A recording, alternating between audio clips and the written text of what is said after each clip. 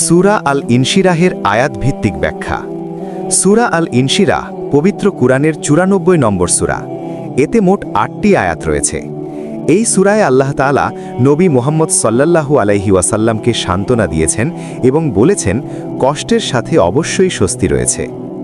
1 আলাম নাশরাহ লাকা সাদরাক, অর্থ আমি কি আপনার বক্ষ প্রশস্ত করে দিইনি?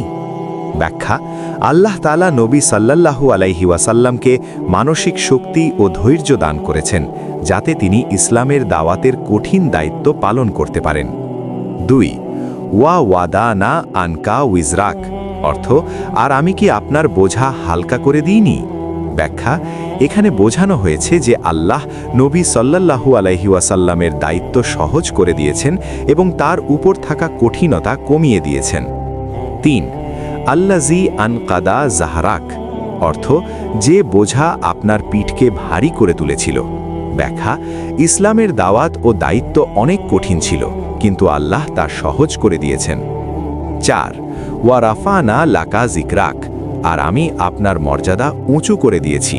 ব্যাখ্যা, আল্লাহ তাআলা নবী মুহাম্মদ সাল্লাল্লাহু আলাইহি ওয়াসাল্লামের সম্মান ও মর্যাদা সারা পৃথিবীতে উঁচু করে দিয়েছেন। আজও আজান ও নামাজে তার নাম স্মরণ করা হয়।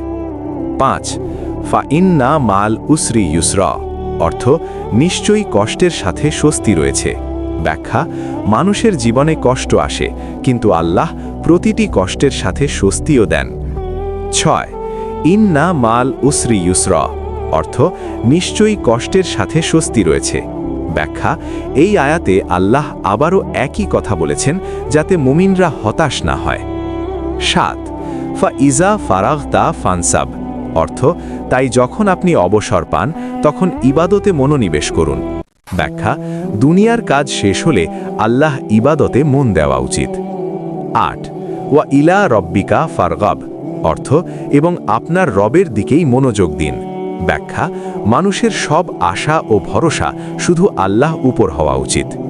ভিডিওটি ভালো লাগলে লাইক করুন, কমেন্ট করুন ও শেয়ার করুন। ইসলামিক আলোচনা পেতে আমাদের হিদায়াতের আলো চ্যানেলটি সাবস্ক্রাইব করুন।